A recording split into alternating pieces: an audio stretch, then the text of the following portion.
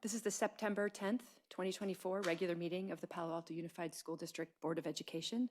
The board will now recess into closed session to discuss conference with legal counsel, existing litigation pursuant to Government Code 54956.9D1, case number 524CV909, conference with legal counsel, anticipated litigation pursuant to Government Code 54956.9D2, student versus Palo Alto Unified School District, conference with real property negotiator pursuant to Government Code 54956.8, Properties Cubberley Community Center, and employee discipline dismissal release leaves pursuant to Government Code 54957B1.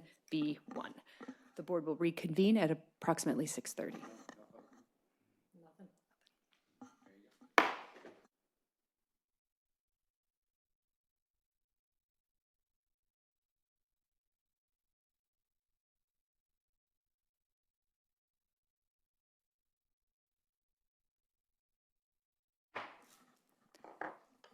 This is the September 10th, 2024 regular meeting of the Palo Alto Unified School District Board of Education.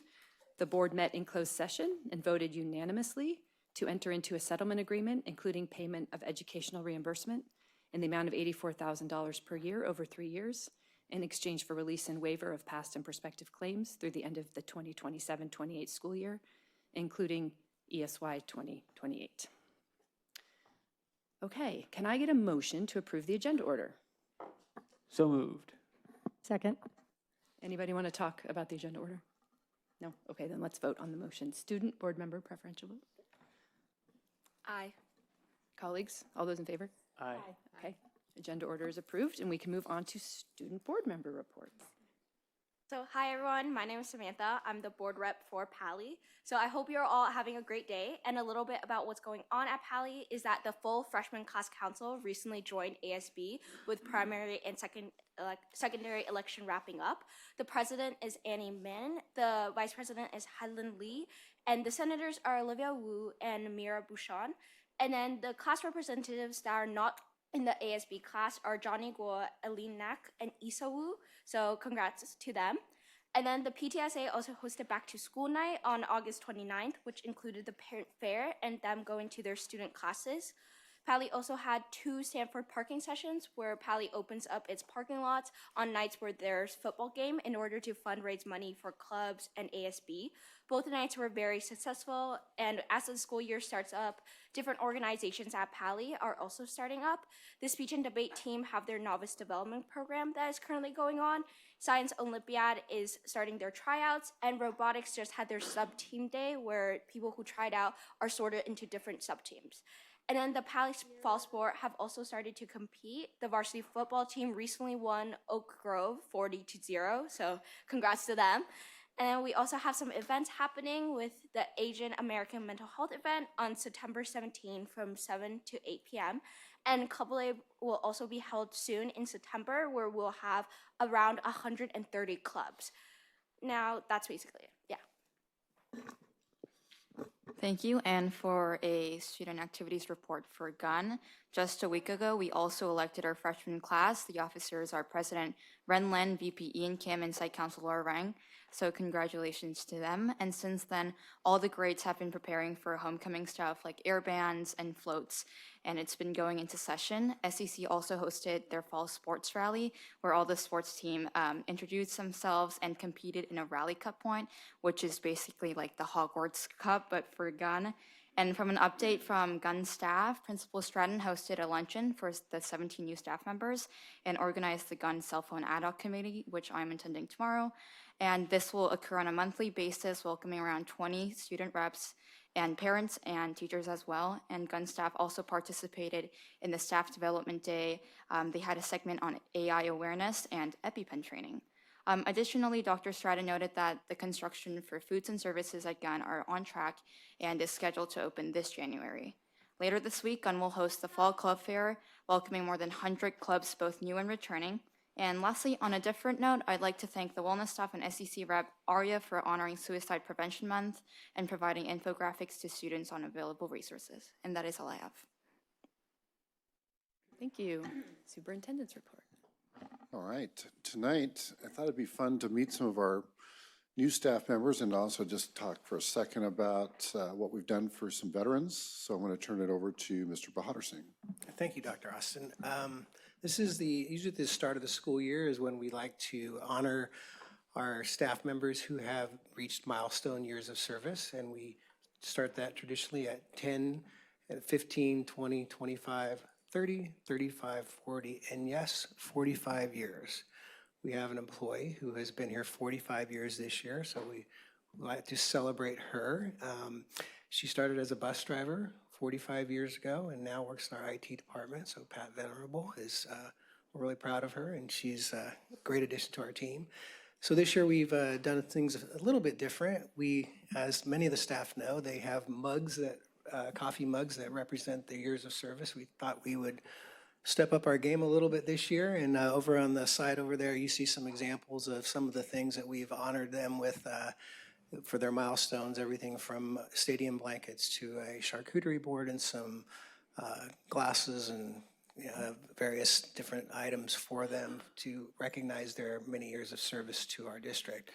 But tonight, we'd also like to share with the board and the community that we have a outstanding class of new employees and new staff members, and we thought it would be nice to have them share a little bit of their story and get a chance to meet some of them. So we've asked our principals and some of our leadership folks to be here tonight, and I'm going to ask them to come up and introduce some of their new staff. So I'm going to start with Dr. Argumedo. Good evening. I'm Judy Hedemir Argumedo. I'm the principal of Barron Park, and it is my utmost pleasure to introduce you to Barron Park's new transitional kinder teacher, Lori Patton Johnson. She has been a PAUSD team member for many years, and I was thrilled to have the opportunity to hire her to work with our youngest students. It's amazing to walk into her class and see the children already at centers, learning to share and building readiness skills. Her background in special education as an aide for many years makes her a very strong teacher, and I know this is her first year, but I have big plans for Lori, and without further ado, Lori Patton Johnson.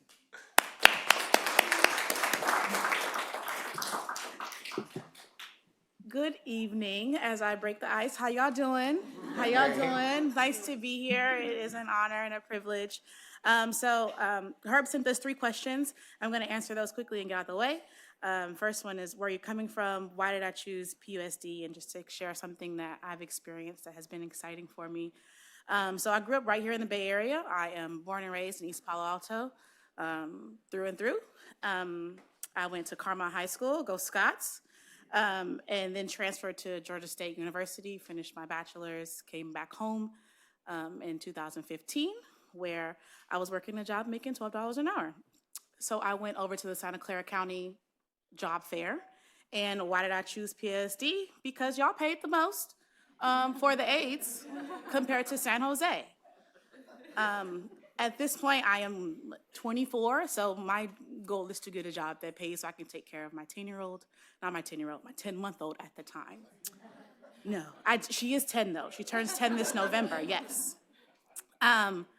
So that's why I started here, and I've been here ever since. I've tried to leave on several different occasions just to further advance, but I trust God's will for my life, so I'm still here, and it's by no chance. And then something I have been excited about is just my evolution through PUSD. I've been at 2 different schools. Now I'm at my 3rd. And it's been a real journey of meeting people who have been supportive. I had an opportunity to do the Allied Leadership program 2 years ago. It came through an email, and I applied, and my principal at the time, Principal Wong, she was like, go for it, and so I did it, and that inspired me to go back and get my master's, and from there, it was hiring season. We learned all about hiring season in the leadership, and so I applied just to really get interview experience, because I was like, all right, I'm going to be a teacher and do student teaching, and having to go on interviews, and interviews are nerve-wracking, so I was like, let me do some practice, and went home, and it was like, all right, so, we're going to wait for a bit, and when you finish your schooling, then we're going to bring you on. And then I got a call from her because Judy's husband was in my interview. And so, husband and wife talk. And then I found out Danae's her friend. So, and she found out that nobody picked me up. And now I'm at Barron Park, and I'm excited, and I'm really looking forward to just continuing to be a part of this family in PUSD.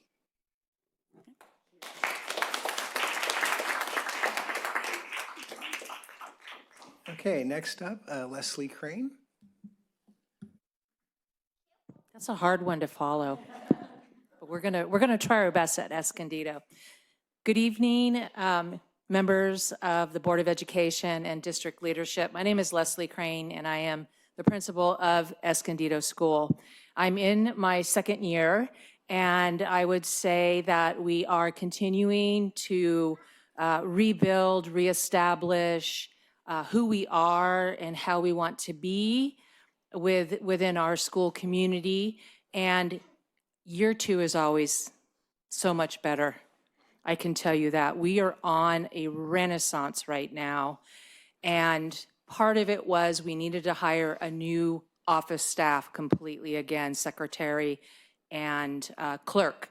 So over this summer, I was looking at applications, and one really struck my attention, and it was Martha Rivera, and she's sitting behind me right now.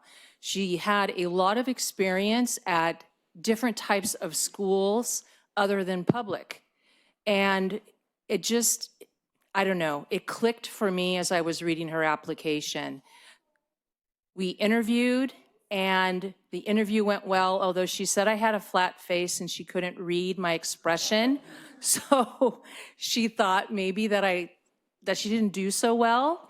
Meanwhile, on my side, I was thrilled. I knew that I had to call references as quickly as I could so I could offer, to hire her. I offered her the contract, she signed. She's been at Escondido, and she's the greatest gift that we have received. We all love Martha.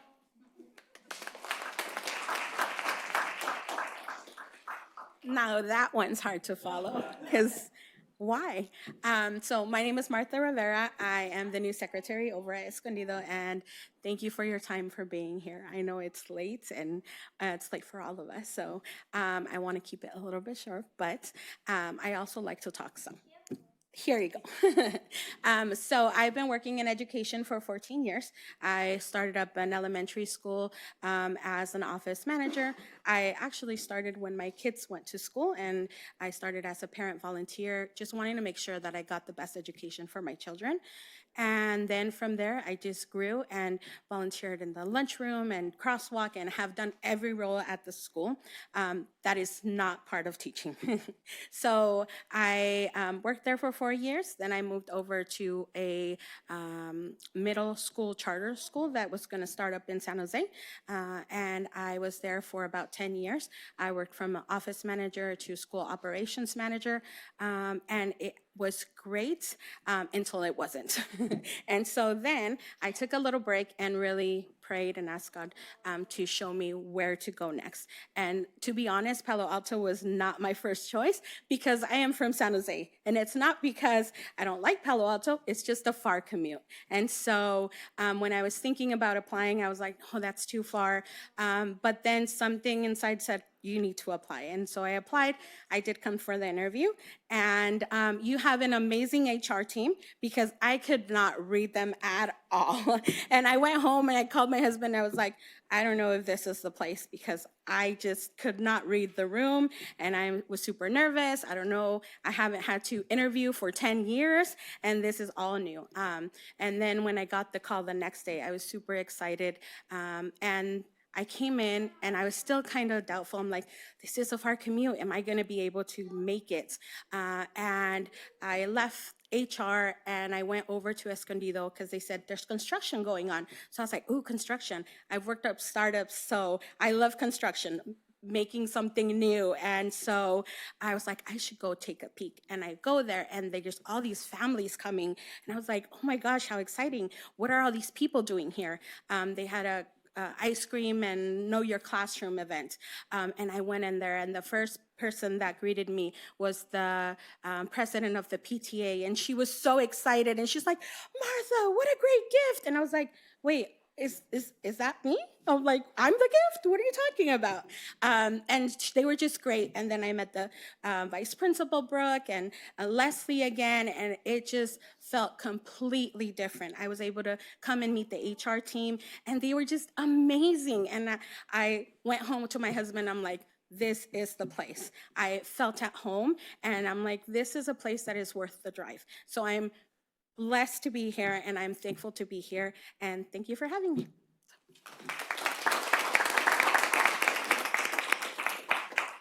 All right, next we have Iris Wong.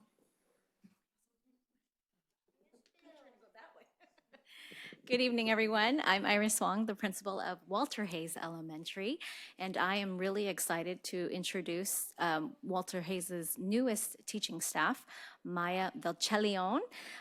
She is our kindergarten teacher, and this is my first year at Walter Hayes, and I can say I feel at home already just with the community and the love that is spread throughout campus. And even though I've only worked with Maya for 3 weeks now, we're driving really well, and she's just so homely, and when she's with students, it's such a welcoming environment, and I'm really excited for her to share her journey to Palo Alto. So, Maya? Oh, and a fun fact, she's one of 6 siblings, and she has a double hip replacement with metal. She has a metal hip, so I thought that would be two metal hips. Thank you, Iris. Hello, everyone. I'm Maya Vilchilion. Very close, Iris. Closer than Mr. Espiritu. He was my high school principal. So before coming to Palo Alto, I taught in San Jose Unified for 2 years. And before that, I've actually been a teacher to my younger brother my entire life.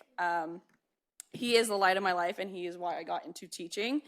When I graduated college in 2022, right after COVID, and the world was getting back to it, I didn't know where to go.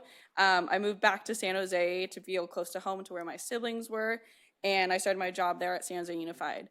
And while I loved everything San Jose Unified had to offer, I knew that Palo Alto had much more to offer.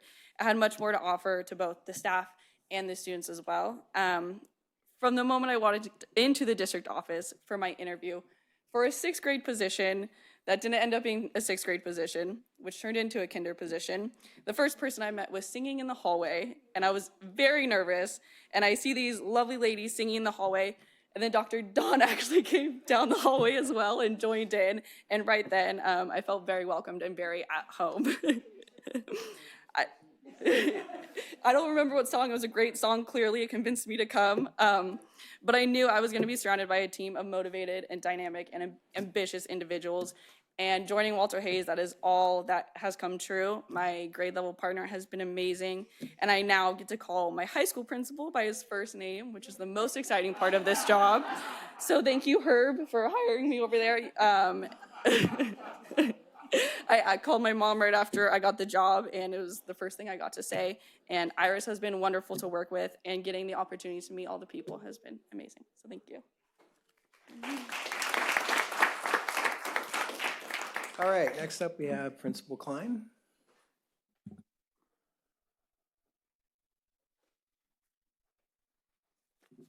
Good evening. My name is Brent Klein, principal at Palo Alto High School, better known as Pally. Hope you're all doing well today. Big news, the elevator's working. So we went up it today, the Pally admin team. So we did the inaugural ride up and down. It's pretty exciting. So we're not done yet, but it's pretty complete. Today I'm here to introduce to you Mike DePonte. Mike DePonte is a glass artist that by chance, last April I was on a trip to Chicago area to visit Stevenson High School that many of us went to go visit to learn more about their evidence-based grading. About a week or so before the trip, I noticed that Mike applied for our art position, and so I thought I'd give him a call and see maybe we could hook up, and so we met. And the minute I met this guy, I knew that he was a person to take the Pally Fiery Arts program to the next level. It's been a solid program, but it's been the same.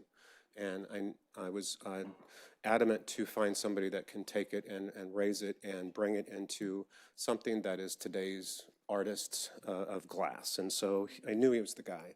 I also got to meet his wife, Terry, who was a math teacher at Stevenson that we got to visit. So hopefully we'll get her here to join us next year as well. The interview that I did with Mike is going to be one of my top 10 that I'll never forget this.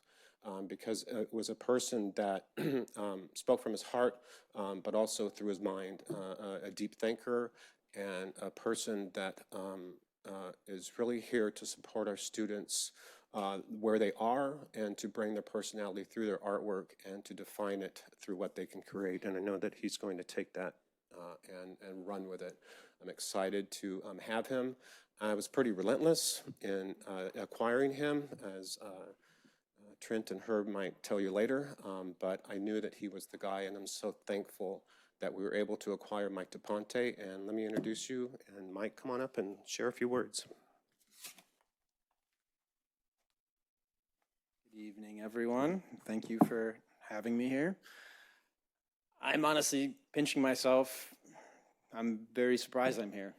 It was difficult to leave Chicago. I do have 3 children with my wife. So leaving them has been one of the hardest challenges that I have faced, I think, as an adult. But it is also something that I reflect on a lot as a creative individual. I came to Pali to not only take over the program, but to challenge myself.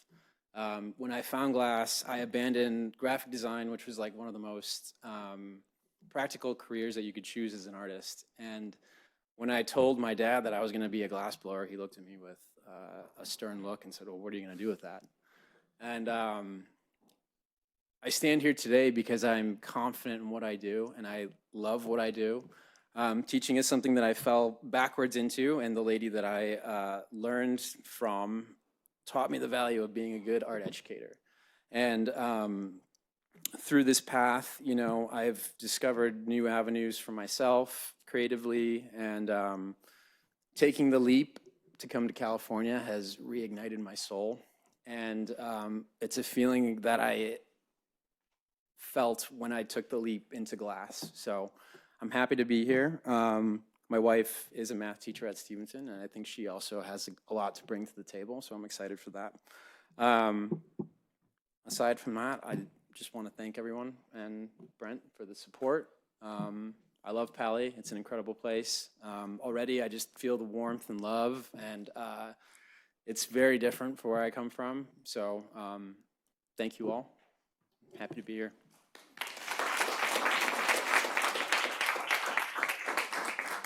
Okay, and finally, we're going to have Sharon Yu introduce Mark Herrera. All right. I am pleased to introduce to you Mr. Mark Herrera.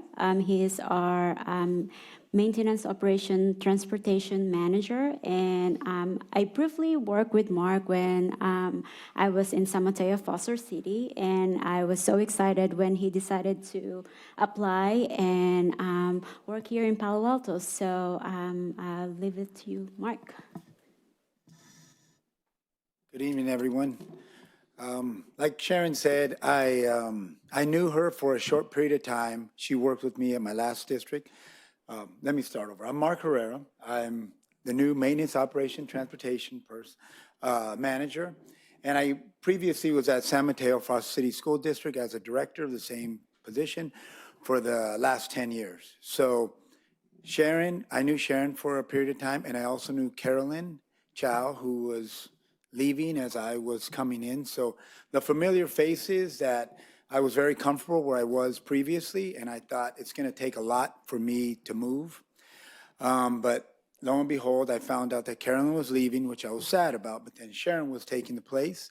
So I thought there's a familiar face here. But I have to tell you, what I felt the most comfortable with is walking through the door on my first interview. Obviously, you're nervous. But when I came in, interviewed, and nerves are running, and I had the mentality of, well, it's going to take something special to pull me away from, where I was. I was comfortable. Carolyn had been recruiting me, if you will, for a couple of years, like, hey, we need someone, and I kind of followed the district. And so I come in, I have the interview and I meet people that I didn't know I knew. I mean, some people so close to home where my oldest son should have went to the school they were principals at. I'm not going to mention any names. If they want to raise their hand or speak up, but yeah, it was a great school. So there you go. So I had no idea I knew him. Then Trent's in the interview. I'm from Southern California originally. So when I moved to the Bay Area, I went to the school district. So that was my home, my family that I created. So Trent has some ties to Long Beach. He was at a school. Guillermo, I know him. He's not far. I didn't know him, but we know the same group. But the funny thing, the irony is, I'm a coach also. My son played football at a powerhouse school in Southern California. We lost the state championship his freshman year to Pali. He got moved up, so I was like, Pali, do I want to go there? Do I not like them? But I'm dating myself, so this is years ago. But so I had that tie. But the comfort, like I just felt at home. I thought all I was going to know was Sharon. And mind you, when I worked with Sharon, it was kind of during the COVID time, so it was a lot not as personal, I guess. And then she returned back here. But I do feel at home. I didn't know I was going to know Don, have this comfort level with so many people. But I am very excited to be part of a plan. I want to work with the community and collaborate with the team that I have and build a team and kind of put a long-term plan together for the district. A lot of things that we're doing here already are things that I actually enjoy doing. I love building a team. Like I said, I'm a coach, and so I like doing that. I like collaborating with community, and I know that I want to be part of the whole long-term plan where when I'm ready to move on, my mark is still left here. So I'm excited to be with this team and look forward to working with every school and the team and kind of coming up with a long-term plan for the district. So thank you all for. Thank you.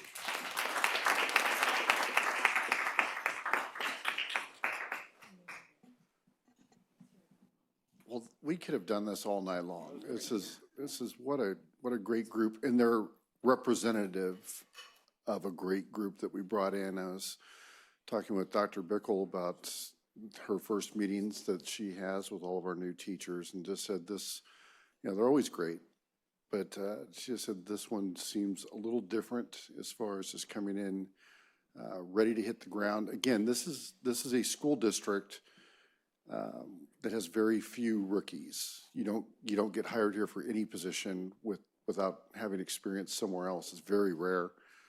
So the fact that we're built on people choosing to come to us from other places where they already had comfort and relationships really speaks to the school district. And as you heard tonight, so many different paths and reasons, but we're just happy they all landed here along with the rest of our new team members. And I appreciate also Mr. Bahadur Singh and the group and what they did for our veterans this year, veteran teachers and staff members and classified members. We're trying hard. So thank you to the group. And you have 15 seconds to get up and walk out if you want to leave. Wow. Don't let me finish that sentence. You're on the way to, all right, see you guys.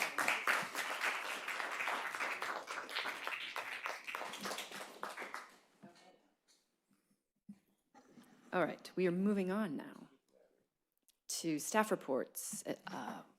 What is the funding and where does it go? Sharon, take us away. Is it Sharon or Trent? Who's going? Well, there's going to be Don. three of us. Okay, tag team away. So, first of all, this report is so overdue, it's ridiculous.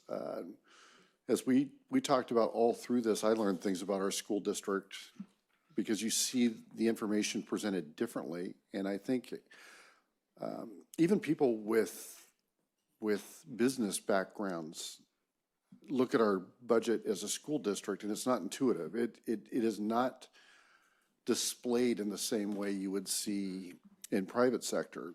It's very hard to find your way around. But to put some context around groups and what makes us different, I think is overdue and is pretty important. There are definitely information in here I've not seen presented in this way. And the last thing I'll say is we went through multiple versions of the presentation. And I want to tell you, our effort and direction to everyone who touched it was that we wanted a clinical representation of where our funding goes in the school district.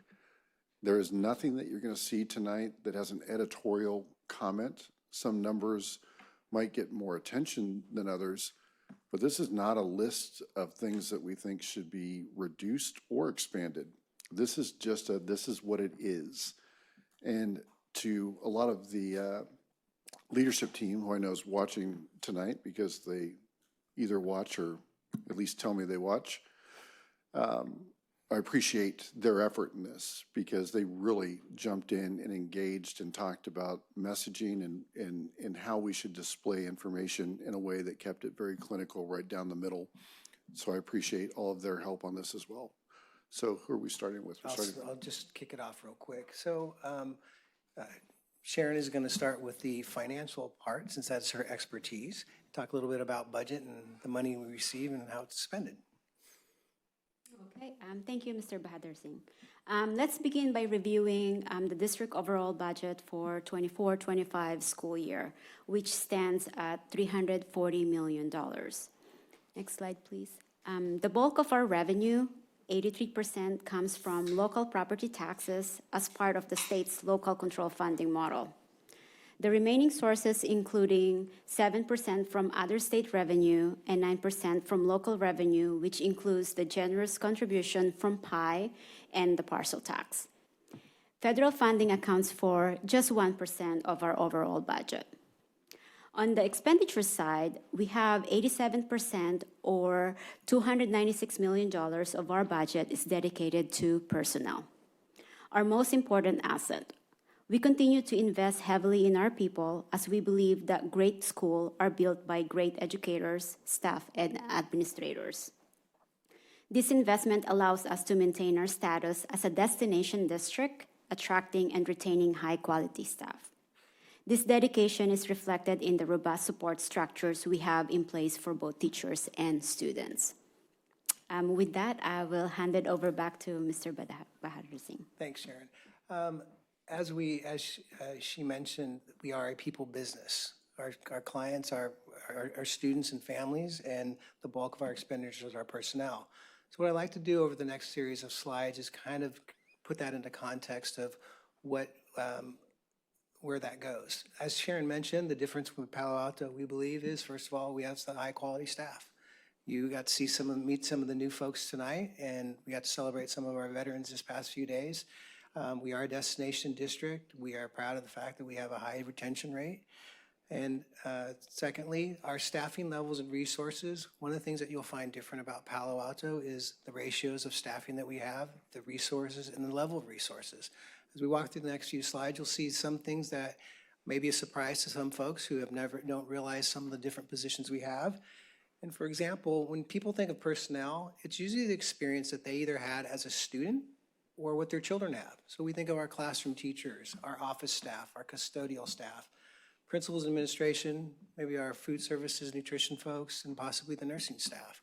But there's so many more other positions that a lot of people sometimes forget about and kind of where we invest our resources and personnel.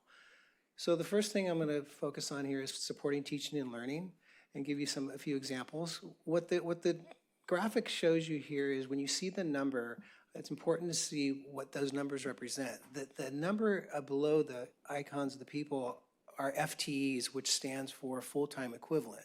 So those are full-time positions. So for example, where you see 16.5, that means we have 16 and a half position of a position, but we may have 20 people in those positions. So some may be 80% or some may be 75%. So that tells a little bit of a different story when someone says, well, you only have 15.5 FTE, but I thought you had 30 people. So just to clarify so that people have some context of what we talk about, acronyms we use a lot in education, FTE is full-time equivalent. Secondly, the number below is what the cost of salary and benefits is for those categories. So as you see, what our investment is teacher librarians, which we have at every school, reading specialists, English learner specialists, teachers on special assignment, instructional leads. Moving on to the next slide, some enhanced levels of student support. And really the difference here between us and other districts is the level of support we have. You know, when we talk about ratios and the amount of support that we've invested in, so we have, when we talk about our counselors, our psychologists, instructional aides, tutorial center assistants are several examples of that. When we look at our specialized staff and programs, you can see that, you know, on both the classified and certificated side, we have our special education aides, our special education program specialists, occupational therapists, speech therapists, and our post-secondary transition program. In terms of our specialized staff programs, mental health and wellness, this is one aligns with the PAUSD promise for mental health and wellness. Over the past couple of years, we've invested heavily and prioritized the support, mental health support for our students, as well as our staff. We see we have mental health associates, supervisor specialists, school-based mental health therapists, wellness outreach workers, as well as a dedicated therapist and specialist for our staff.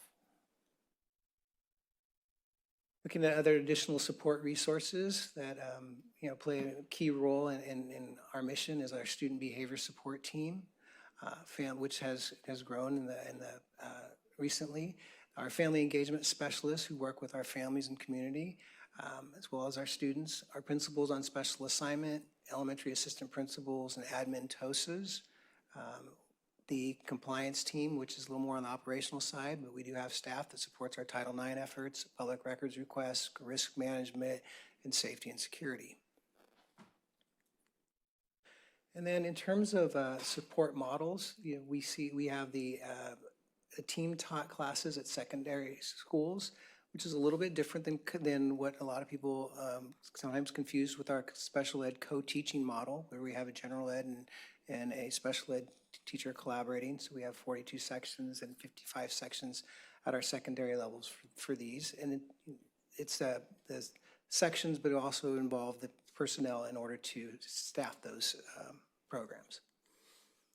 And then finally, we just wanted to provide a real quick snapshot overview of some of the things that are a little bit unique to Palo Alto in some cases, that we have a variety of examples, including employee housing. We have a hospital school program, our professional development, new teacher induction support, enrollment programs.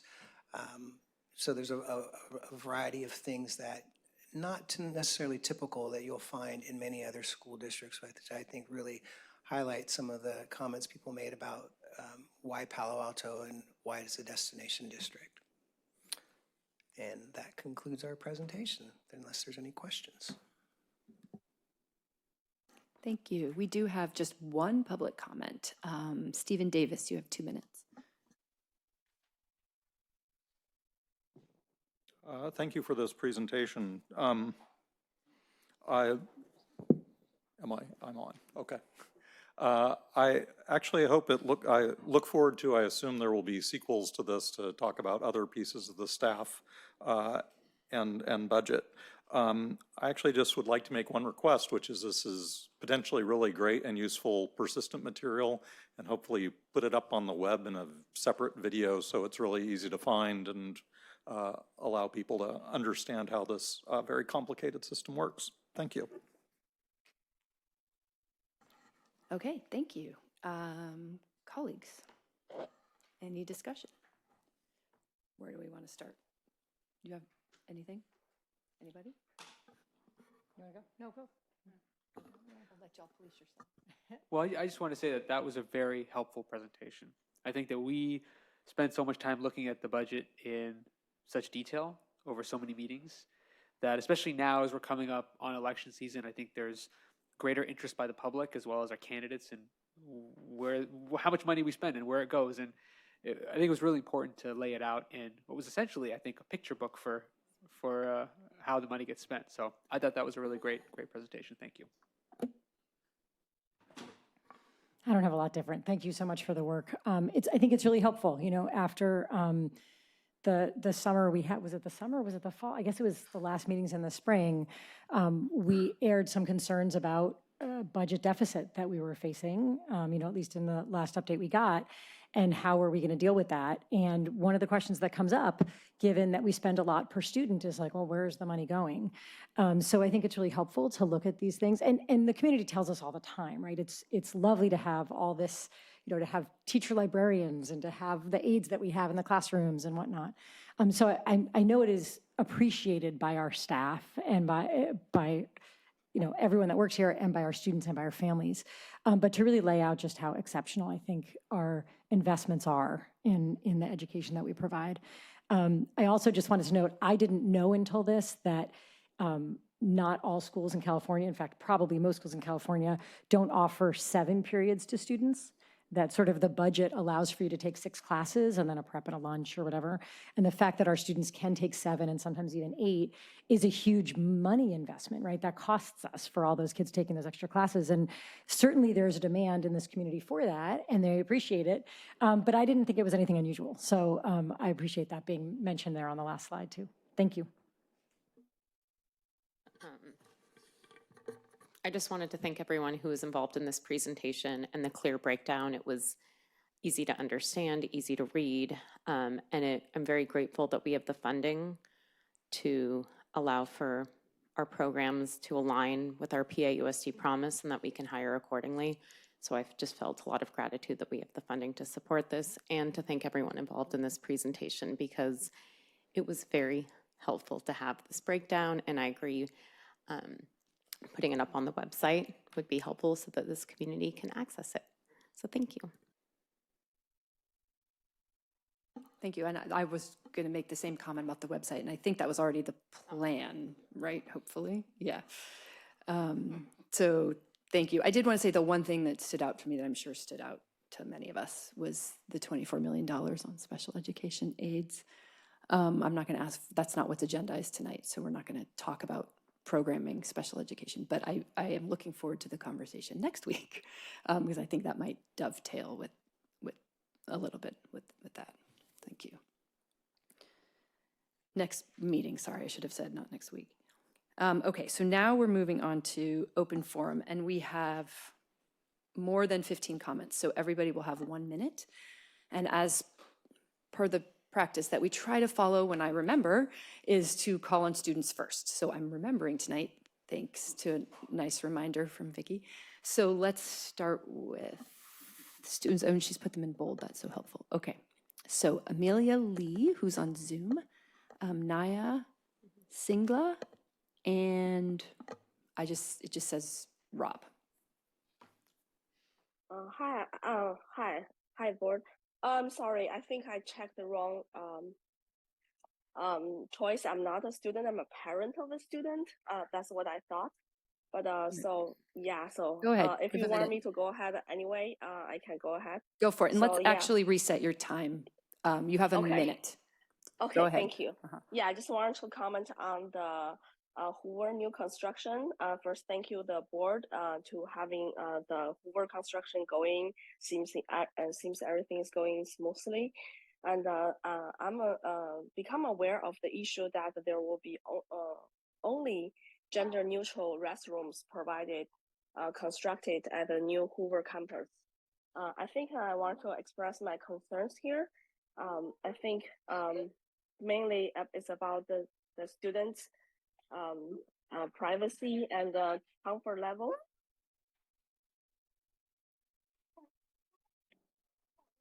And I think I would like to express my concern that we need to maintain the separate bathrooms for boys and girls. That's essential for student well-being, and it's especially the privacy and comfort. It's important for the kids that going through the puberty. And okay, thank you. Sorry, you ran out of time. You can email your comments to board@pausd.org. Okay, we'll move on to Naya Singla, Rob, and Sonali Rao.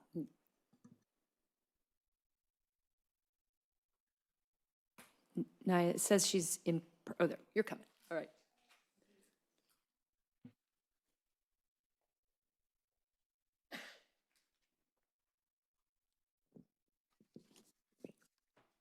Hello, my name is Sonali Rao.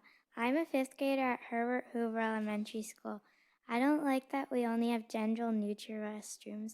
At Old Hoover, we had separate restrooms and they were clean and comfortable. Everyone was okay with the system there. At Greendale, many other students feel uncomfortable going too.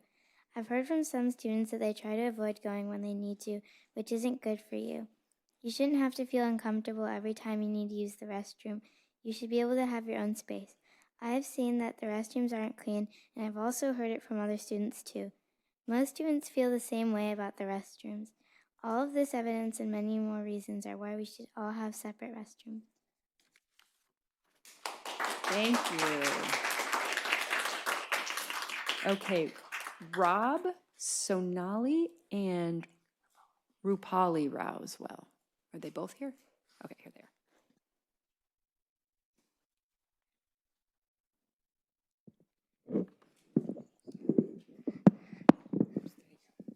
Hi, my name is Rupali Rao.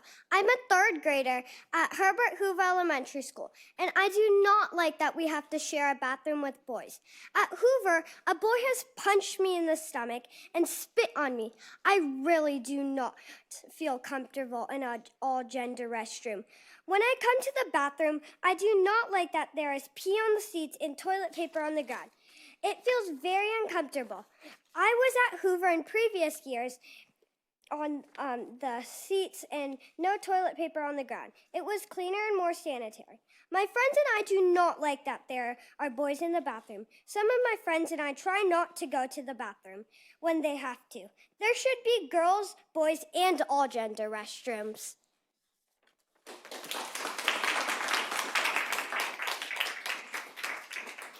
Thank you. Is Rob in the room? No. Rob? Okay, no problem. So I just don't want to get confused and miss someone. So Rob, and then Swati, and then Sweta.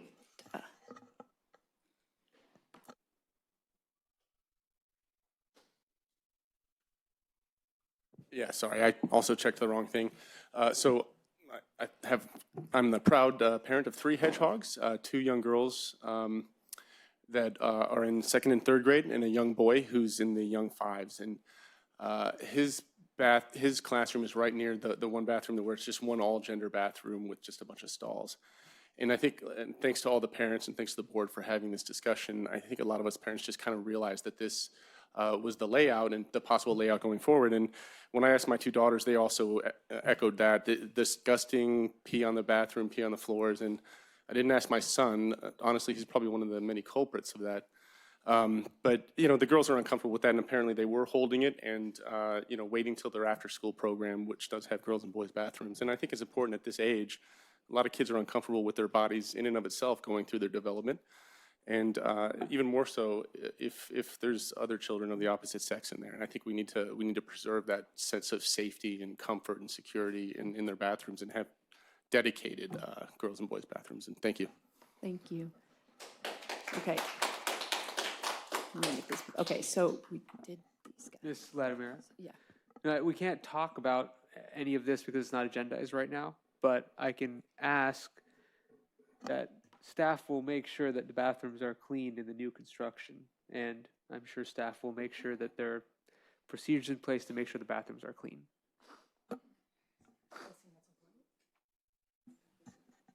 I think that's a fine comment to make, and I visited the school today and went over that with Principal Manu, who is absolutely on top of it. Now I'm really confused by my order. Okay, wait. Okay, Swati Chopra, who I believe is on Zoom. Sweta Sinha, who I think is in person. Oh, okay, great. Is Swati on Zoom? Do we have her? No? Okay, well, we will come back if I can remember. Okay, Sweta. And then we've got Varun Kata and Himani Manglani. Sorry, I can't see. Good evening, everyone. Thank you so much for having us here.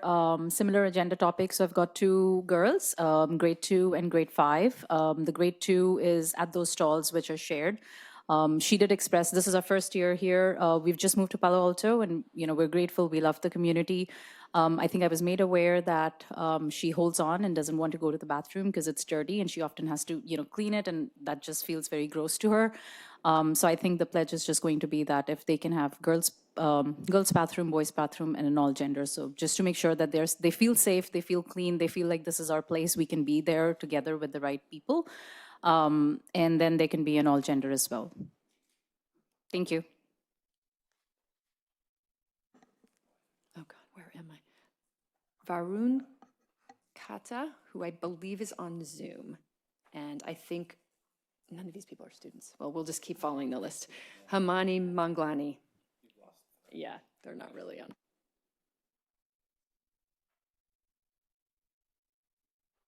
Is Varun there? No, okay. Oh, okay. Oh, great, let's go back to Swati then. Swati Chopra.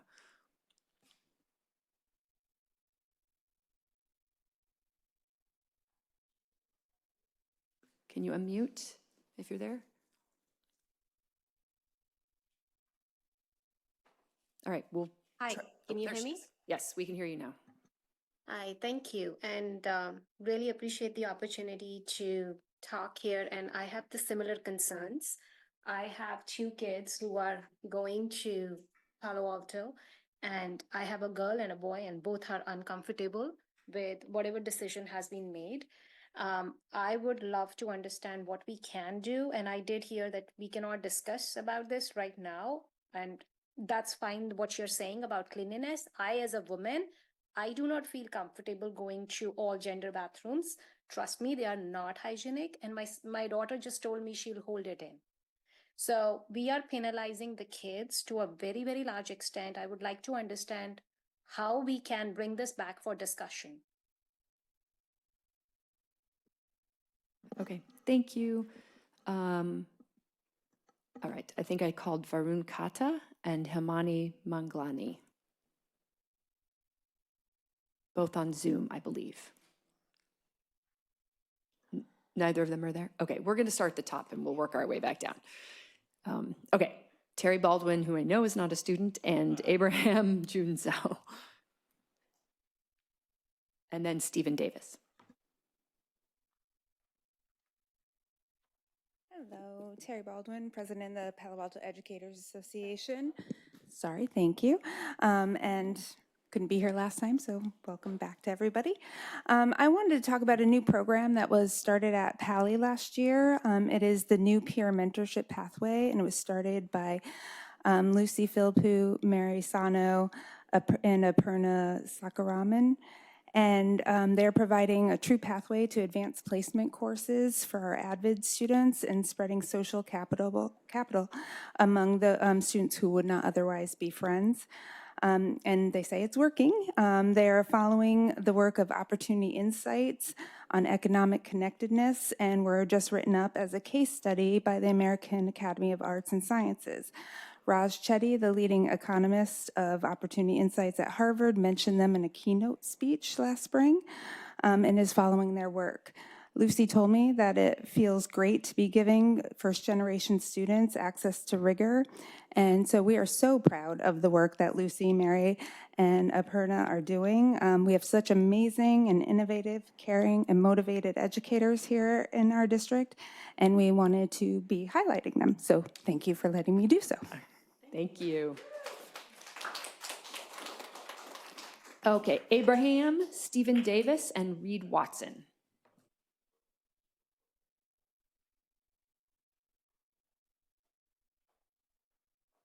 Hi everyone, my name is Abraham. I'm a father of two daughters at Hoover. They joined their school, but the bathroom thing is really I do not think the cleanliness is unknown is the problem. I think it's more about the sense of safety and the sense of the privacy.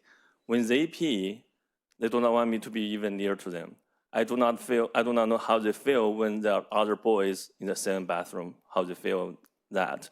So I do not think it's just the cleanness of the bathroom, it's more than that. I think probably everybody knows that the community had a change.org petition. It started 3 days ago, and we have already more than 500 signed signatures on that. So I think having both the gender neutral bathrooms and also the separate boys and girls bathrooms to meet every single group's needs is a truly inclusive and respectful environment for all students, not just Hoover. Thank It's you for so all much. schools here, and I want this to be discussed Thank at you the so next much. board meeting. You can email the rest of your comments agenda. to board@pausd.org. Now we have Stephen Davis, Reed Watson, and can you read that? Hiral Parekji. Sorry, my eyes are. Classes. I'd like the board to consider adding student representatives from both Middle College and Cubberley. We have high school age students at those programs, and there are high school age students in these programs who are not currently represented on our board. I know we just started at Middle College, so that's a little unfair, but they should have the opportunity to have their voices heard, just like our students from Palo Alto and Gunn. Thank you. Thank you. Reed Hiral. Reed Watson. Reed Watson Hiral, and then Hal Roach. Okay. Yeah, I'm here, a parent of a Hoover student. My daughter's in first grade at Hoover. I learned about the bathroom issue this morning. She's complained to me about the cleanliness, but I thought it would be resolved at the new school, and this was just a temporary situation. And I'm concerned about the privacy as she gets older, and will be in fifth grade at Hoover. I think this policy is also a bit maybe short-sighted. Plumbing is kind of forever, but this is. It may be anti-feminist. I think it's fair to say the cisgendered females are the ones that are going to bear the brunt of this. You could look into that a little more. And it's transgendered men transgendered women outnumber transgendered men by 2 to 1. So we're in fact like favoring biological men over biological women, and that's been done for thousands of years. Thank you. You can please email the rest of your women. comments to board@pausd.org. Hiral, Hal Roach, we did these guys, and Carrie Law. Awesome. Hi, my name is Hiral Parekh. I'm a mother of 3rd and 5th grade daughters and a pre-K little boy. I was raised as a feminist and taught to voice my opinions and fight for my fundamental rights as a human and as a woman. I am here because my daughters who spoke strongly prefer girls' restrooms, and there are many children at Hoover that want a boys and girls bathroom in addition to the all gender. We have 586 signatures in the community petition so far. These children have a right to comfort, privacy, health, gender expression, and cultural and religious expression. Children's perspective is completely missing here, and their rights are not being upheld. Cultural and religious expression understanding is deeply missing. This board needs to listen more and adapt to their community's diversity. We're all aligned. We want to ensure there's inclusivity of all groups. Why must we add friction into specific child's day-to-day for this? Why must we hurt their education? Thank you. Thank you. Hal, Carrie Law, and I think it's, what does that say, Maria Lishtaba. Imagine if your child worked on a several-day group project and on presentation day was absent. On that day, without your child's presence, your child's peers and teachers agreed to exclude your child from getting any credit whatsoever for the project. Now imagine an older teacher working full-time for a full semester, but being absent on the day his peers and school board agree to retroactive pay. On that day, without the teacher's presence, the peers and board agree to exclude the older teacher from retroactive pay. That short analogy of the older teacher is me. I started my 2023-2024 school year working with an expired contract. After 36 years of service and pre-planning well in advance with district personnel, I retired at the end of the first semester. When a contract was finally ratified in late spring of 2024, I was excluded from receiving retroactive compensation for my half year of work. I Thank only ask you. for equal pay for Please equal email the work. rest of your comments to No board more, at no less. Thank you. pausd.org. All right, now Carrie Law, Maria Lishtaba, and Varun Kata.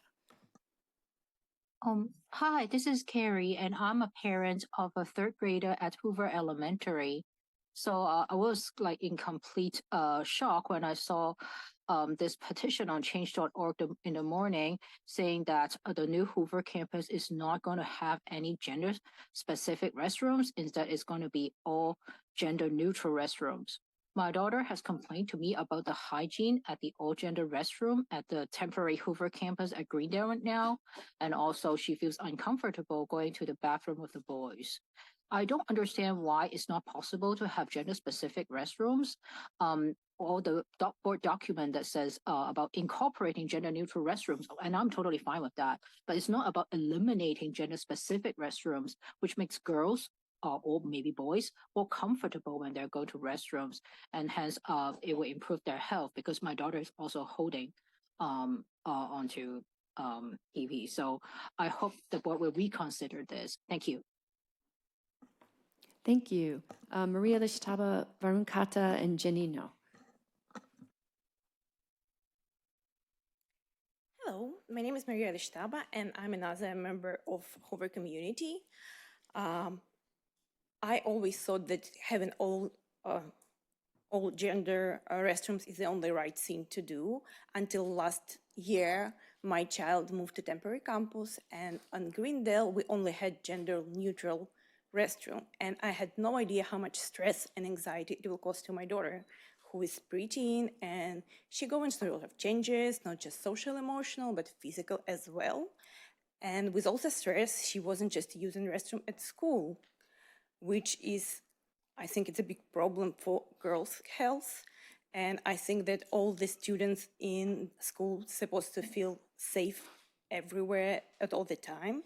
So I hope that board will reconsider the decision to put all gender only restrooms in Hoover new campus and will include girls, boys, and all gender restrooms so all the kids could have safe and have their privacy. Thank you. Thank you. Varun Kata, Jenny No, and Hamani Manglani.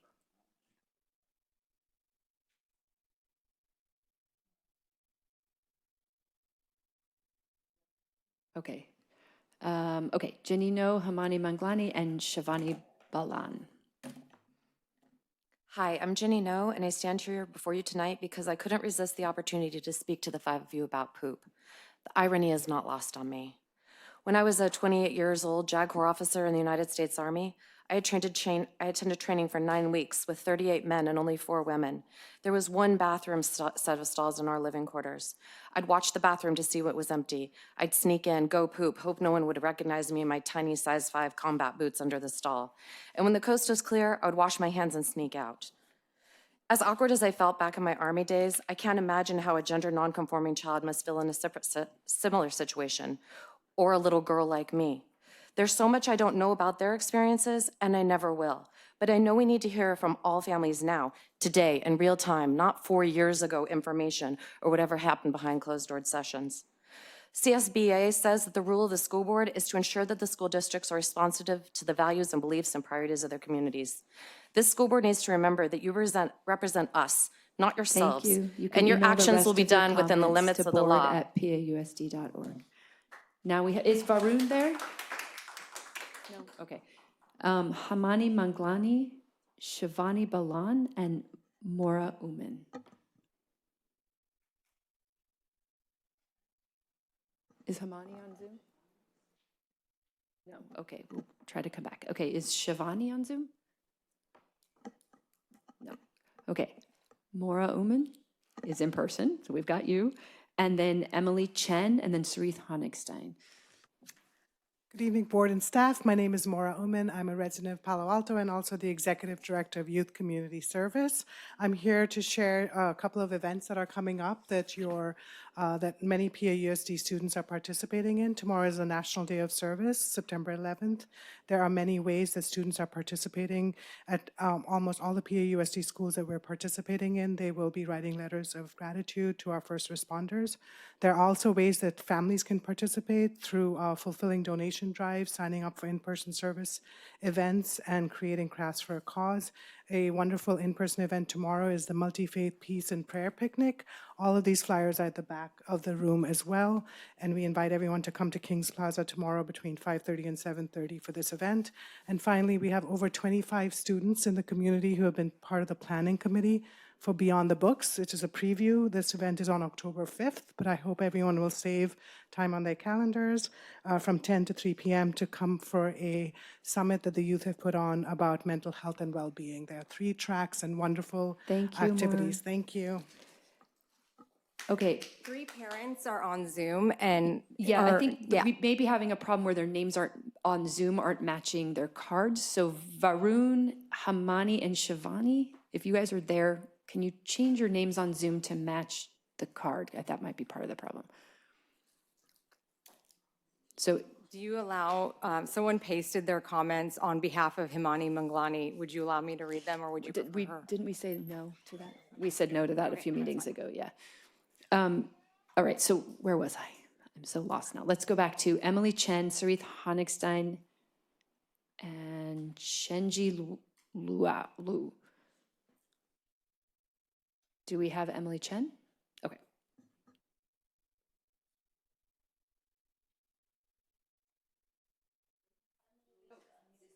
Emily, you need to unmute. Hello, hi, am I on mute? Oh, sorry. That's very dramatic. Okay, okay, yeah. All right, hi, my name's Emily Chan. I have a 11 years old daughter. She went to Hoover last year at Greendale, and she's still in Palo Alto school.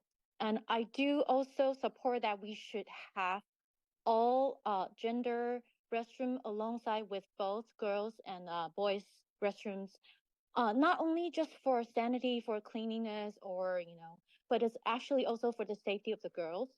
I personally was actually growing up, I was personally sexually harassed multiple times since a very young age, and so I understand that although we hope that our girls live in a perfect world, there's no threat, everybody's equal, but unfortunately there are threats to the girls out there. So as parents of girls, we would like still to keep the girls and boys restroom separated along with all gender options so everyone has the choice and feel comfortable. Thank you.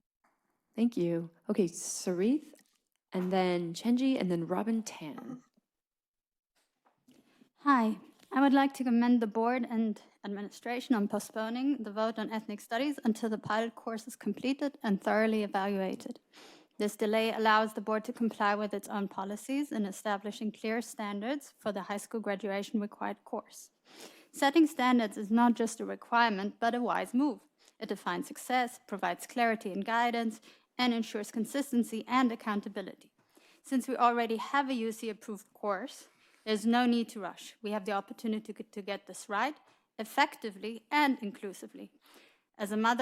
As both a mother and a community member, I look forward to participating in this process as mandated by board policy and in alignment with the PAUSD promise. Transparency and feedback are key to building trust and are especially important when it comes to our children's education. Our board policies are in place for good reason, to ensure we create the best possible educational outcome for our children.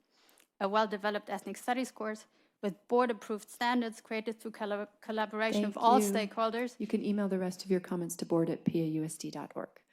We now have Chenji, Robin Tan, and then we're going to go back to Varun Kata again, if we can. Hello, hey, yeah, my name is Chenji Luo, and I'm a parent of Hoover Elementary. I think many parents have spoken their concerns about the gender-neutral only restrooms, and I share the similar concerns as part of the Hoover community and as parents. I guess like the reason of concerns has been clearly expressed, and I won't add new details to it, but just out of curiosity, as a parent, I would like to understand a little bit more about why we made such decision. Are there any, like reasons that the parents doesn't know, Or like, are there any enough communications being shared with parents or like the students there about this decision from the board? If not, like, will we have any follow-ups or any events to better address the concerns from the Hoover community, or even like, can we hear the other side of voice, which there might be parents supporting this, just, like, can we do something about it? Yeah, thanks. Thank you. Okay, Robin Tan and then Varun or anyone with the last name Kata or Hamani Manglani or Shivani Balan. I tried, yeah. And Vicky said there's some last names that seem to be the same. So we'll, okay, so Robin Tan. Oh, hi, everyone. Hope you can hear me. So yeah, this is Robin. I'm a parent of like PAUSD's kids. I have both middle school and like elementary school girl. Similarly, I have serious concerns about all the like only gender neutral restrooms. So either on the health, I think is my first concern, no matter it's from the hygiene or from the kids holding on going to the restrooms. That's extremely very bad to the kids. And the second is about privacy and safety. I think all this we already talked about. Besides, I'm really curious about the process, as the last speaker mentioned. So I hope to really to get this back to discussing. So I think I saw many places. I see it's a combination of the parents, students, and teachers, all the school workers. I think there's the perfect opportunity. We should get involved and we should evaluate and get this Thank really you. agreed. You can email the rest of Yes. your comments to board@pausd.org. Do we have Varun Kata? Okay. Hello, can you guys hear me? This is Yes. Varun. Okay. So I'm a father of a second grader from Hoover. I'm a Hoover parent. I am against having only gender neutral bathrooms. I want gender specific bathrooms along with gender neutral bathrooms. That I think is truly inclusive and respectful of sentiments of many parents.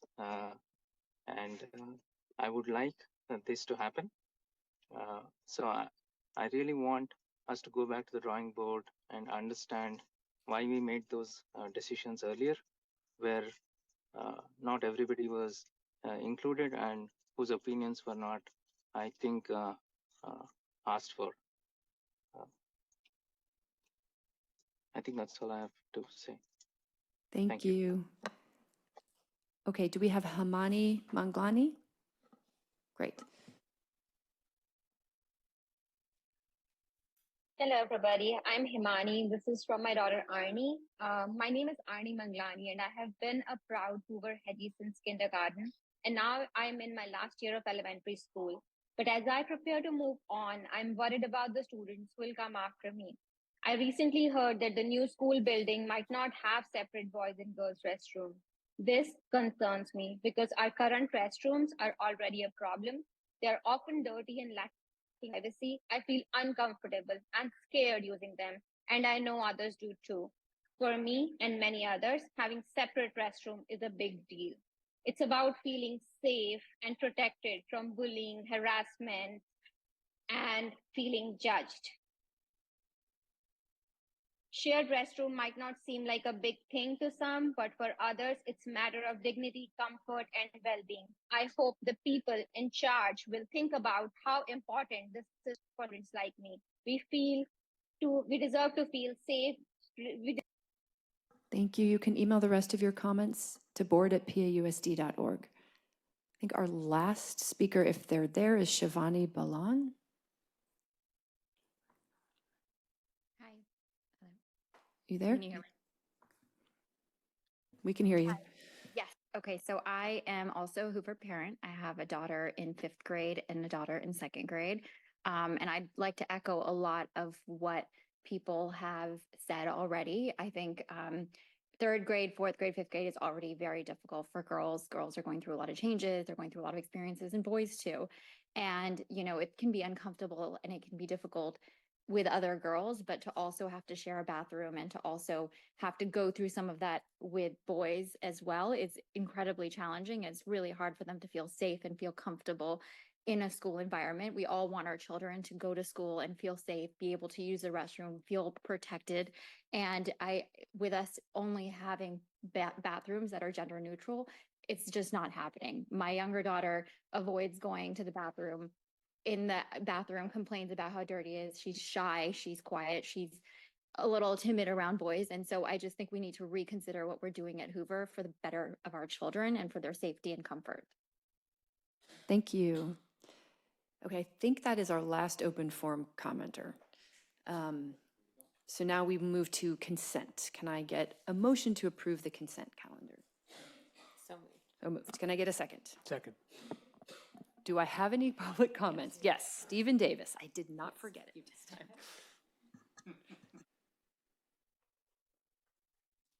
You guys have a bet on that up there, don't you? Two quick comments on the consent agenda. First, thank you for selecting the CAC representatives for our local SELPA. I will break out those acronyms for those who don't know. The Community Advisory Committee for our local Special Education Local Planning Authority, if I've got that right. Too many school districts don't bother, and many SELPAs don't have functional CACs, even though they are part of Ed Code. I do hope the board will consider putting these positions on a staggered selection cycle and include backup representatives to broaden participation and continuity. I also hope that it is better for, there is better publicity for these positions, and I think Rika and perhaps Janet have graciously volunteered for several years, but we should work to broaden participation. Are we still on 1 minute? Policy and absenteeism update. In light of our ongoing absenteeism issues in the district, our policy should include much stronger hooks for reporting and oversight to the board. We have 7 groups categorized in red by Stephen, slow down. You get another minute. You get another minute. Thank you. We did not reset because it's consent. He gets 2 minutes. Only one speaker, yeah. Okay, you got another minute now. Okay. All right. Can I do the last one a little bit slower then? In light of our ongoing absenteeism issues in the district, our policies should include much stronger hooks for reporting and oversight to the board. We have 7 groups categorized in the red by the state for chronic absenteeism. Our overall absenteeism rate was 12.3% in 2023 and increased by 2.3% from the previous year. While the numbers are even worse in the county at the state level, this should be considered completely unacceptable in Palo Alto. Thank you. Thank you. Okay, so that was our comment. Do we have any discussion, colleagues? Any discussion? Okay.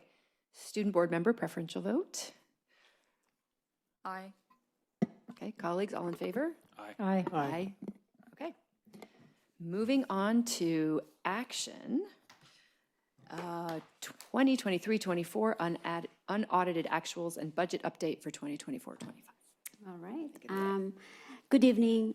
Tonight I will be presenting the 2023-2024 unaudited actuals and providing an update for the 24-25 budget. I am pleased to report that we have closed the fiscal year in a strong financial position and thanks to responsible budgeting and prudent financial management. What is unaudited actuals? It is a district year-end financial report that summarizes all the funds that came in and were spent over the past years. While the numbers are final, they haven't been officially audited yet, which means they are still subject to review. Let's look at the year-end result. For the 23-24 fiscal year, our general fund shows an increase in revenue of $3.5 million compared to estimated actuals, while expenditure remains slightly lower than anticipated. This resulted in an increase in the ending fund balance of $3.8 million, bringing the total of $107.8 million ending fund balance for the year. This favorable outcome is mainly due to adjustment in local revenues from leases and rentals, interest, lottery, and STIRS on behalf. STIRS on behalf is a contribution, is a pass-through entry where the state funds teachers' pension on the district behalf. While it appears in our financial statement, it doesn't affect the district actual fund balance. We also experienced a significant increase, changes in our expenditure with include reduction in classified salaries and employee benefits alongside increases in book supplies and professional services. This chart shows our ending fund balance divided into key categories, which are non-spendable, restricted, committed, assigned, and unassigned, including the 3% reserve for economic uncertainties. As we move forward, we are taking a balanced but cautious approach to our 24-25 budget while acknowledging the need to address the ongoing structural deficit. As for our current budget, we projected an increase by $6.4 million, primarily from higher state aid grants and other funding sources, including the deferred revenue from the last year, which have an offsetting expenditure. However, this increase is offset by a planned $19.9 million expenditure which include driven by staffing addition, negotiation, compensation agreement, and growing health and welfare cost. Despite this adjustment, we remain committed to maintaining a healthy reserve to ensure long-term financial stability of the district. A multi-year projection show a gradual reduction in fund balance over the next few years, highlighting the need of ongoing fiscal oversight. We will continue to monitor our budget closely, especially in light of potential future challenges such as rising operational costs and continuous investment in programs supporting student achievement. I would like to emphasize that our district is in strong financial position, but we must remain vigilant in monitoring and spending to ensure continued fiscal health. As we progress through this school year, we will keep the board updated through our regular financial report and maintain transparency with all stakeholders. Together, we will ensure that the district remains on solid financial footing while continuing to invest in success of our students and staff. The upcoming budget-related items, we will have Fiscal Advisory Committee on December 11, and we will come back again for first interim on December 17 for board approval. And in January, we will bring the financial statement, audited financial statement for 23-24, and in February through May, we're gonna be starting our budget development for the next school year, which is 25-26. And then again, in March, we will come back for our second interim reporting and be back again in June for budget and LCAP adoption for the school year 25-26. With that, that concludes my presentation for tonight, and I'm happy to answer any question you may have. It does not look like we have any public comments. We can go right to colleagues' comments. Mr. Collins, do you have anything? Mr. Drupt, anybody? I'm going to just go like this. Doesn't have anything. He doesn't have anything? Yeah. Okay, well, then I'm going to go to Ms. Siegel. I'm going in order. All right. Ms. Siegel? Stuff taking notes. Oh, do you want me to? I can go to her first. Let me go, Jennifer. But it's, yeah, my notes are short. I just wanted to thank you for the presentation, and I look forward to our first interim in December. And when the staffing will be built in the budget, and we'll have the assessor's office update. So I just wanted to thank you for this detailed presentation and look forward to the first interim. So thank you. Not far off. Thank you so much. This is your first solo, not that any of it's solo, but right, budget report. So thank you for that. Every board candidate, I believe, is sitting in the audience right now. And one of the big things they're going to have to deal with next year is building the budget for next year, right? And really dealing with the structural deficit that we have. So, you know, as much as I really enjoy those conversations, I'm really glad that you know, some group of these folks are going to be having that conversation, and look forward to you all tackling that sooner than later. So thank you.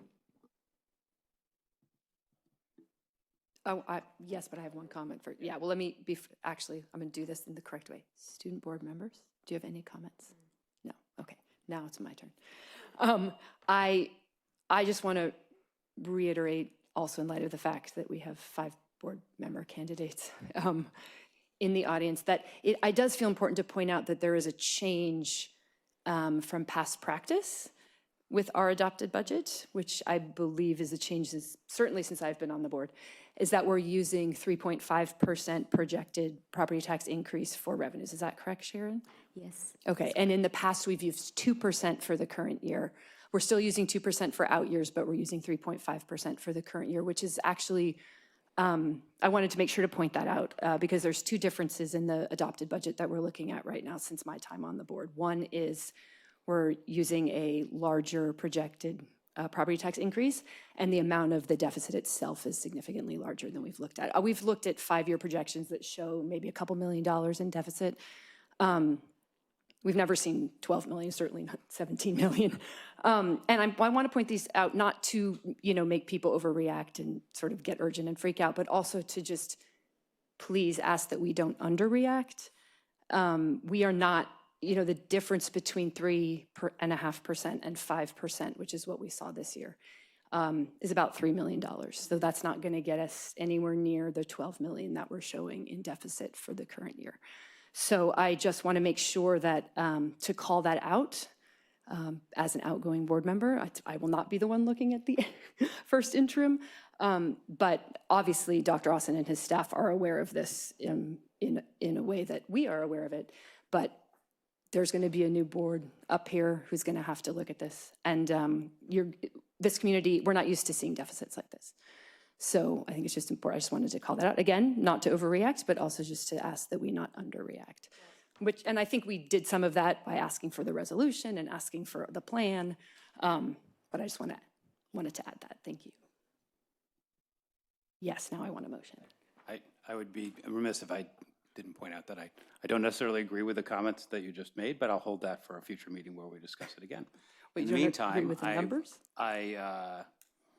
I move that we waive the 2-meeting rule, noting that per what Ms. Yu shared with me is that because the deadline for filing this with the county is the end of this month, and this is our meeting for this month, that we must waive it in order for her to meet the deadline. Okay, so first there's a motion to waive. Do you have a second to waive? I'll second the motion to waive the 2-meeting rule. Okay, oh, great. So now let's vote on that motion. Colleagues, or student board members, preferential vote? Aye. Okay, colleagues? Aye. Aye. Okay, now can I have a motion to? Looks like Mr. DeRopp is going to do that. You're going to do that, okay. Fine. That's a lot of motions. Okay, I move to approve the filing of the 2023-2024 unaudited actuals, adopt the resolution, approve the education protection account spending plan, and receive information of the updates. I'll second all that. All right, student board members, preferential vote? Aye. Okay. Colleagues, all in favor? Aye. Okay, we are approved. All right, now we are moving on to discussion. Public hearing, sufficiency of instructional materials resolution. And I think I have to, what do I do? Gavel in and then we talk, or I just? Gavel in and then gavel out. That's it. If there's public comments, is there public comments? There is actually. All right, so I'm going to gavel in. We open the public hearing, and Mr. Davis, you are our public hearing.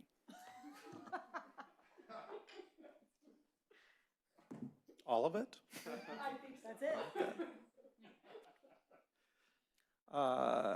It is very disturbing to note that there's no call out of sufficiency of materials for students with disabilities, unlike English learners, even though they are particularly vulnerable to inaccessible materials. How can we have an accessible and inclusive education in our district without accessible instructional materials? When instructional materials are not accessible by default, this immediately leads to more segregated education for students, as instructional materials need to be modified on a case-by-case basis, and it is more costly to the district as well. The district should move towards requiring accessible instructional materials by default as part of its procurement process. The State Education Technology Directors Association, setda.org, has some policy guidance that may be helpful, as well as the National Instructional Materials Accessibility Standard. I will leave you that to be researched by someone else. Thank you very much. That's it. So now I'm going to gavel out of the public hearing. All right. That's it, right? We're not voting. Or do we have any anybody else? Colleagues? Anybody? Student board members? No discussion? Okay. All right, then we are moving on to information items. And wait. Terry, I'm sorry. Do we want to go back? It showed up late, I'm sorry. Okay, we're like 4 items past this, I'm sorry, but it didn't, I didn't see it, it came out after. That's okay. I just wanted to say that I've been on negotiations for 15 years, which is a very long time. And we always have these 5-year projections, and it shows a deficit. And it's never, I don't think, ever in those 15 years come to fruition. So, and sometimes we have been budgeting on larger increases. So I just kind of wanted to point that out as well, that we usually end with a positive ending balance. So. When I saw that, and talked with Sharon about it. So thank you. Thank you. Sorry that was a little out of order. Okay, information items now. We do have one public comment, Stephen Davis.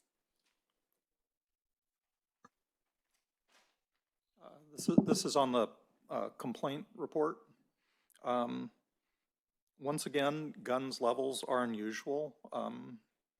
It has 7 complaints out of the 14 have been filed already this year. I don't know, is gun notably more transparent than the rest of the school district, or is something else going on?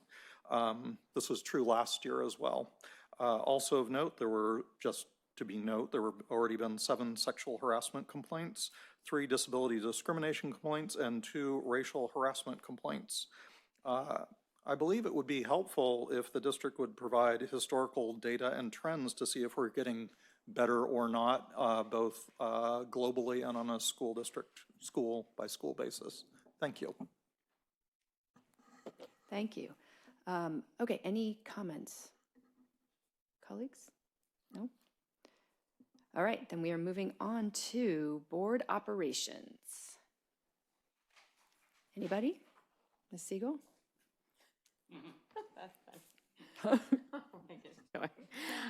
I just want to thank the JLS parents for inviting me to the 6th grade parent back to school night picnic. It brought back great memories of being a Panther myself, and just want to thank everyone involved for that wonderful community building event. That is all.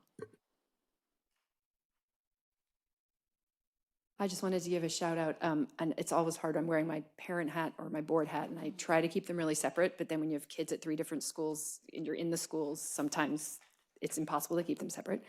So I just wanted to give a shout out, and I know a lot of teachers at lots of schools are working on evidence-based grading, so I in no way mean to not celebrate everybody who's doing this, but it was particularly poignant to me to be sitting in my 6th graders back to school night at Green and to learn that every single 6th grade social studies and English teacher is piloting evidence-based grading. That is such a huge leap from where we've been. And so I just wanted to shout out the Green 6th grade team.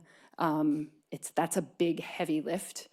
I had a funny conversation with the teacher afterwards that I won't report, but we were laughing about what a heavy lift it is. So I know it is, and we're so grateful, and they were so excited about how this is going to impact our students in a positive way. So just wanted to shout them out. See, now I got to say, similar JLS. Every room we went to, we were like, oh, okay, all right. So yeah, there's a lot of teachers working really hard to think about this work.